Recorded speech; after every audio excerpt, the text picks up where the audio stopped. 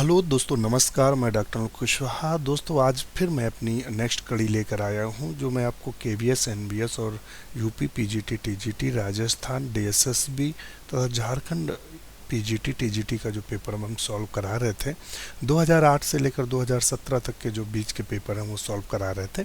तो उसी की नेक्स्ट कड़ी है ये। हमें लगता है 16वीं कड़ी होगी। तो चलो हम 16वीं कड़ी में बात करते हैं। तो हम आपसे आज का वीडियो शुरू करें तो उससे पहले आपसे एक रिक्वेस्ट ज़रूर करेंगे कि दोस्तों चैनल को लाइक और सब्सक्राइब करें। दोस्तों, आप देखते हैं, देखने से पहले एक काम तो कर दिया करिए कि जो लाइक का बटन है उसको एक बार सिर्फ क्लिक कर दीजिए। आपसे इतनी हमारी गुजारिश है। और चैनल को लाइक और सब्सक्राइब करें, दोस्तों के साथ ज़्यादा से ज़्यादा आप इसको शेयर करें। चलिए शुरू करते हैं आज का अपना वीडियो। तो पहला क्वेश्चन आप देख रहे होंगे, हमारा पहला क्वेश्चन क्या है, तो देख लेते हैं पहला क्वेश्चन क्या है। पहला क्वेश्चन है हमारा, which one of the following groups of the plant is used in social forestry. इनमें सोशल फॉरेस्ट्री के लिए कौन यूज़ किया जाता है? तो इनमें से कौन से प्लांट हैं जो सोशल फॉरेस्ट्री के लिए यूज़ किए जाते हैं? वो मैंगो, पीपल, नीम है, पाइनसेटिया लिखा हुआ है। चलिए, ये यूज़ किए जाते हैं सोशल फॉरेस्ट्री के लिए। आप देखना, ये अक्सर पौधे कहाँ लगाए जाते हैं, तो देखना हम कहाँ लगाते हैं, रोड के किनारे भी ये मिलते हैं। और जनरली जहाँ नया जंगल बनाया जाता है या नए बाग लगाए जाते हैं जो गवर्नमेंट लगाती है, इनको प्रेफर करती है। अब ये बात आती है कि इनको प्रेफर क्यों करती है, तो ये हम आपको बता दें कि ये सामाजिक वनिकी के लिए चुने गए पौधे हैं जो जल्दी ग्रोथ करते हैं। और इससे क्या होता है, ये सुरक्षा और प्रबंधन की दृष्टि से ये भी महत्वपूर्ण है। और राष्ट्रीय कृषि आयोग भारत सरकार के द्वारा 1976 में इनको सुझाया गया था। चलिए नेक्स्ट देखते हैं।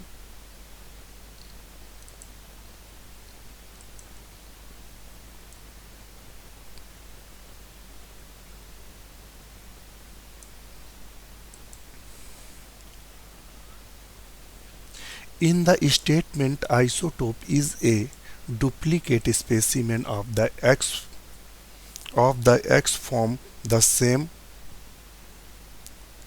coaction of the same date and same locality X stands for। अर्थात आइसोटोप एक ही स्थान तथा एक ही तिथि के एक ही संग्रह से लिया गया एक द्विक प्रतिदर्श होता है में यक्स किसके लिए लिखा जाता है? तो ये लिखा जाता है होलोटाइप के लिए। किसके लिए लिखा जाता है? होलोटाइप। तो अब हम आपको बता दें होलोटाइप क्या होता है। एक ऐसा स्पेसिमेन होता है जिसमें जो राइटर होता है वो प्रजातियां जो डिफरेंट टाइप की स्पीसीज होती हैं उसको कलेक्शन किया जाता है। इसमें स्पीसीज का नाम और उसके बारे में लिखा जाता है, उसे होलोटाइप कहते हैं।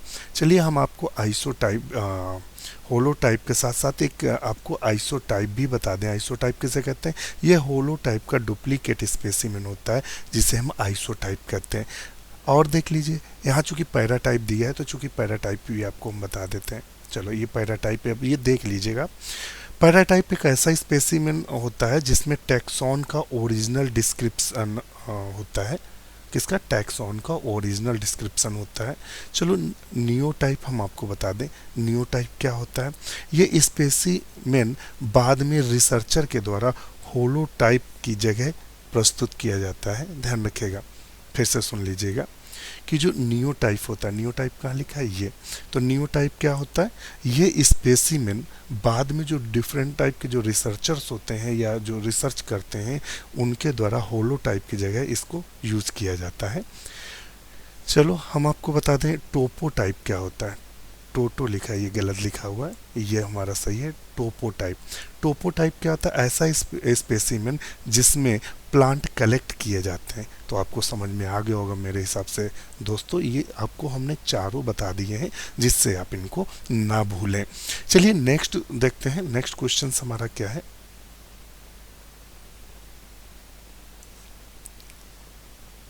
The main advantage of vegetative propagation is कायिक प्रवर्धन का एक प्रमुख लाभ यह है कि इससे क्या होता है?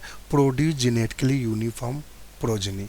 क्या होता है, बिल्कुल यूनिफॉर्म प्रोजनी होती है। और इसमें क्या होता है, इसमें एक भाग टूटकर अन्य प्रक्रियाओं से क्या होता है, नए पौधे को जन्म देता है। और इसमें एक और बता दें, इसमें पेरेंट्स के समान ही क्रोमोसोम होते हैं। चूँकि ये क्या होता है, वेजिटेटिव होता है, तो इसमें क्या होता है, जस्ट अपने पेरेंट्स की कॉपी होती है। चलिए नेक्स्ट देख लेते हैं।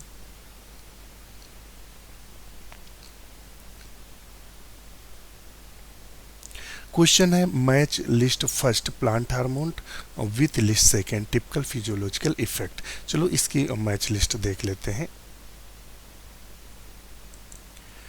चलिए आप मैच लिस्ट फर्स्ट इसमें देख लीजिए कौन कौन सी मैच लिस्ट है। तो अभी आपको हम एक बात बताएं कि इससे पहले हमने वीडियो हार्मोन्स के डाले हुए हैं। अगर हमारे वीडियो हार्मोन्स के आपने नहीं देखे हैं, वो टॉपिक है हार्मोन्स पूरा, अगर आपने उसे नहीं देखा है तो आप उसे देखिए और समझिए। हम पहले ही आपसे ये कह रहे थे कि जितने भी क्वेश्चंस आते हैं लगभग हार्मोन से आते हैं। कहाँ से आते हैं, हार्मोन से आते हैं। हमने आपसे कहा था कोई ना कोई क्वेश्चन टीजीटी पीजीटी में ऐसा है जो प्लांट हार्मोन्स को टच करता है। आप अगर हमें सीरियस नहीं ले रहे हैं तो आप उसे देखिएगा और ये क्वेश्चन देखिएगा। हमने आपको बताया था कि क्वेश्चंस बार बार पूछे जाते हैं, इसलिए आप हमारे 3 जो उसके वो हैं 10-10 मिनट के पार्ट्स हैं उनको देखिएगा। आपको खुद लगेगा कि कितना अच्छा सर ने बताया है, या आपके मित्र ने बताया है, जैसा भी है, छोटे भाई ने बताया, बड़े भाई ने बताया, जो आप समझ पाओ वो समझो। मगर हम आपको एज मित्र आपसे कहेंगे कि उनको देखें। हम आपसे पहले ही बोल चुके हैं कि जो मैं वीडियो बना रहा हूँ इसमें एक भी क्वेश्चन आलतू फालतू का नहीं आपको मिलेगा। वो मिलेंगे जो आए हैं या आने की संभावना है। हमने बिल्कुल चुनिंदा मैटर देते हैं। हमें फालतू की चीज़ें, वैसे भी हमारे पास दोस्तों इतना समय नहीं रहता है कि हम आलतू फालतू की चीज़ें आपके साथ शेयर करें। चलो शुरू करते हैं। तो यहाँ आप जब देखेंगे तो आक्जिन्स, यहाँ हार्मोन्स क्या दिया है, आक्जिन्स। तो ये आक्जिन्स जब दिया है, ये हमने आपको बताया था आक्जिन्स। तो आक्जिन्स का काम क्या होता है, तो आक्जिन्स एपिकल, ये सेम काम होता है। एपिकल डोमिनेंस किसका काम है, ऑक्जिन्स का। तो यानी ए का हुआ फर्स्ट। चलो ये हमारा ए का हो गया फर्स्ट। जिब्रेलिन का काम क्या है, तो जिब्रेलिन में हमने बताया था, जिब्रेलिन का काम क्या है, ये वाला है, यानी इंटरनोड इलोंगेशन। चलिए साइटोकाइनिन का अभी तो आज ही हमने वीडियो डाला है, ये साइटोकाइनिन वाला, इसका काम क्या है, सेल डिवीजन। अच्छा, और अब क्या बचा भाई, हाँ इथाइलिन बचा। इथाइलिन का क्या है, फ्रूट राइपिंग। क्या है, फ्रूट राइपिंग। अब आप देख लीजिएगा, ये आप भूल जाइएगा, इनको मत देखिएगा हिंदी, क्योंकि हिंदी कंफ्यूजन दे रही है। कहीं कुछ लिखा है, कहीं कुछ, हटाओ इसको, इंग्लिश देख लो। अच्छा, आपको हमने ये सब बताया है। अब आप कहेंगे कि सर यहाँ क्या, तो इसीलिए कहते हैं हार्मोन जब पूरा नॉलेज होगा पांचों। उसने देखिए कैसे घुमा के आपसे पूछा, यहाँ उसने सारे हार्मोन्स रख दिए, आपको एक नहीं, ऑक्सिन, जिब्रेलिन, साइटोकाइनिन, इथाइलिन, केवल एब्सिसिक छोड़ा है। तो देख लीजिए कितना बुद्धिमानी का काम किया। चलिए ये आंसर सही है, आप देख लीजिएगा। चलिए नेक्स्ट क्वेश्चन हमारा देखते हैं क्या है।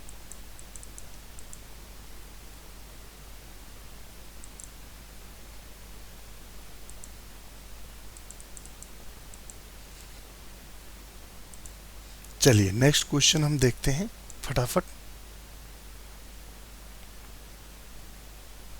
In aqueous solution, the acridine molecules bind to the DNA by the inserting themselves between the adjacent base pairs. The process is called, जली विलयन में एक्रिडीन अणु स्वयं को समीपवर्ती बेस युग्मों के बीच अंतर्वेशन कर बंधन करते हैं। यह प्रक्रिया कहलाती है। देखिए कहीं ना कहीं थोड़ा सा टाइपिंग मिस्टेक है।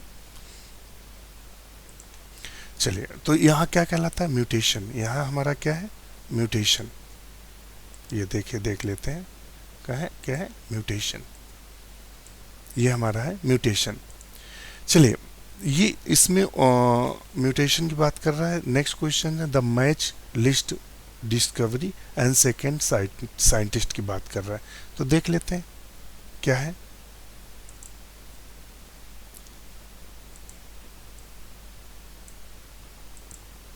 तो यहाँ डिस्कवरी की बात कर रहा है, सिर्फ यहाँ हम लोग इंग्लिश देखेंगे। क्या देखेंगे? इंग्लिश। यहाँ थोड़ा सा कंफ्यूज है, जो इन्होंने टाइपिंग की है वो थोड़ी सी गड़बड़ है। हम आपको बता दे रहे हैं, आप सुनते चलिएगा। यहाँ इन्होंने टाइपिंग जो मिस्टेक की है वो क्या की, या ऐसा लिखा है जो हमें समझ में नहीं आ रहा है। तो चलिए सुनते हैं। यहाँ लिखा है breaking of the genetic code. ये यहाँ इतना एक है, सॉरी रुकिएगा, मैं आपको ऐसे दिखाता हूँ कितना एक है। Breaking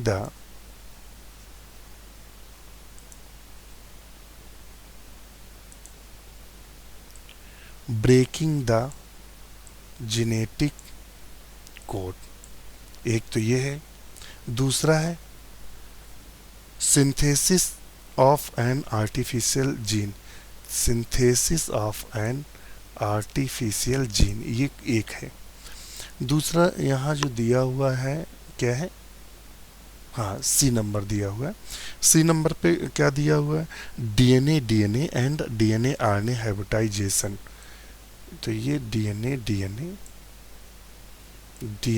RNA hybridization in situ, ये क्वेश्चन है।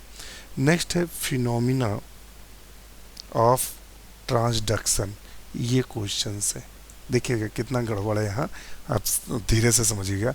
Breaking of the genetic code, breaking of the genetic code, synthesis of an artificial gene, DNA and DNA RNA hybridization in situ, phenomena of transduction. अब हम बताते हैं इनको दिया किसने था। तो चलो हम दूसरा कलर चूज कर लेते हैं, रेड। उसने एक ये आंसर ये दिया हुआ है, एक ये दिया हुआ है, ये और एक ये दिया हुआ है, ये और एक दिया हुआ है खुराना। चलिए अब हम लोग मैच करा लेते हैं। Breaking of the genetic code, तो breaking of the genetic code किसने दिया था, नीरेनबर्ग और मैथाई ने। किसने दिया था, नीरेनबर्ग और मैथाई ने। तो यहाँ हम चूज कर लेते हैं पेन। तो नीरेनबर्ग मैथाई भैया कहाँ है, ये है नीरेनबर्ग मैथाई, हाँ ये आ गया, इसका मैच किया हमने, ये किया। दूसरा कृत्रिम जीन्स जो दिया था वो खुराना दिया था। तो भाई सिंथेसिस कहाँ है, आर्टिफिशियल जीन्स, इसका सही हुआ ये। चलिए डीएनए और डीएनए आरएनए जो था वो पैड्यू मोर और गाल ने दिया था। चलो पैड्यू मोर और गाल, इनको इससे मिला देते हैं। अब बात क्या बचा, ये तो ये हमारे आए फिनोमेना ऑफ ट्रांसडक्शन, जेंडर और लीडर वर्ग। तो ये हमारा बना, अर्थात आंसर हमारा ये सही हुआ। समझ में आ गया। चलिए नेक्स्ट देख लेते हैं।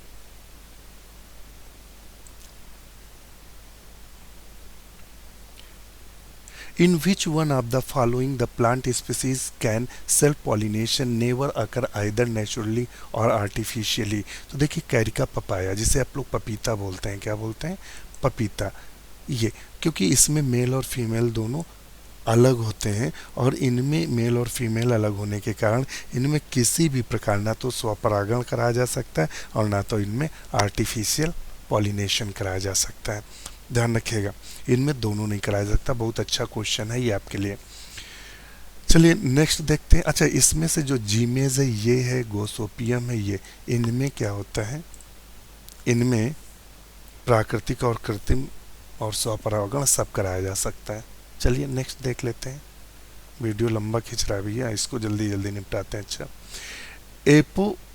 एपोप्टोसिस है। एपोप्टोसिस क्या है, program the death of a cell, कोशिका की कार्यक्रमबद्ध मृत्यु, यानी धीरे धीरे उसकी मृत्यु होती है।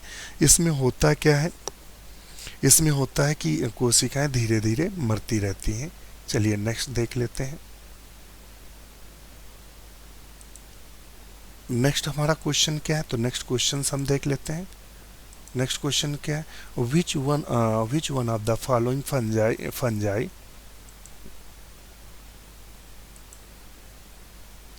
which one of the following fungi has been found useful of the biological control plant disease? तो वो है कौन सा है, ट्राइकोडर्मा विरडे। ये सबसे ज़्यादा जो रिसर्चर्स होते हैं वो इसको यूज़ करते हैं। नेक्स्ट ध्यान रखिएगा, क्या which of the following fungi has been found useful the biological control of plant disease. ये क्या करता है, बायोलॉजिकल जो विभिन्न प्रकार के डिजीज़ हैं उसका बायोलॉजिकल कंट्रोल करता है। क्या करता है, बायोलॉजिकल कंट्रोल करता है। और इनमें क्या पेंसिलियम नोटेटम से तो पेंसिलिन प्राप्त की जाती है। फाइटोप्थोरा एक पैरासाइट है। म्यूकर जो म्यूसिडो है ये भी एक पैरासाइट है। चलिए नेक्स्ट हम देखते हैं।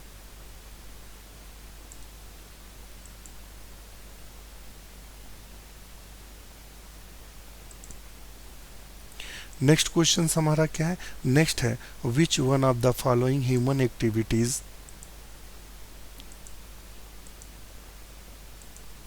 which one of the following is the human activities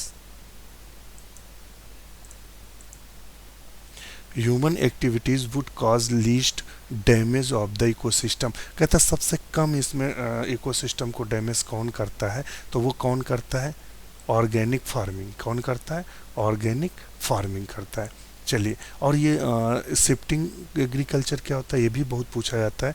तो ये हम आपको बता दें, इसको झूम खेती बोलते हैं। जो जनजातियां होती हैं वो क्या करती हैं, जंगलों में जाती हैं, पेड़ों को काटती हैं, वहाँ फसल उगाती हैं। जब उसकी उपजाऊ क्षमता खत्म हो जाती है तो वो जगह छोड़कर अन्य जगह चली जाती है। तो इसे शिफ्टिंग एग्रीकल्चर या झूम खेती के नाम से जानते हैं।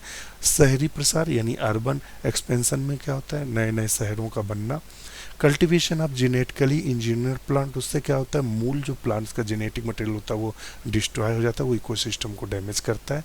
तो इसमें से केवल एक है, कौन है, ऑर्गेनिक फार्मिंग। तो हमें लगता है दोस्तों हमारा वीडियो ज़्यादा लंबा हो रहा है, तो दोस्तों आज के लिए इतना ही। हमारे चैनल को दोस्तों लाइक करें, एक बार प्लीज़ आप लाइक वाला बटन दबा दीजिए, सब्सक्राइब करिए और कमेंट करके भी बताते चलिए कि दोस्तों आपको हमारा वीडियो कैसा लग रहा है। आप अपनी प्रतिक्रिया देते हैं तो हमें बहुत अच्छा लगता है कि हमारे दोस्त हमें कोई ना कोई प्रतिक्रिया अच्छी बुरी जो भी दे रहे हैं। अगर जो भी क्वेश्चन इसमें गलत हो उसे शालीनता के साथ आप कमेंट्स करिएगा, अगर मैं उसको रीचेक करूँगा। अगर वो कहीं गड़बड़ है तो उसे डिस्क्रिप्शन में हम मेंशन कर देंगे। तो दोस्तों आज के लिए इतना ही। शुभ रात्रि, शुभ संध्या, नमस्कार।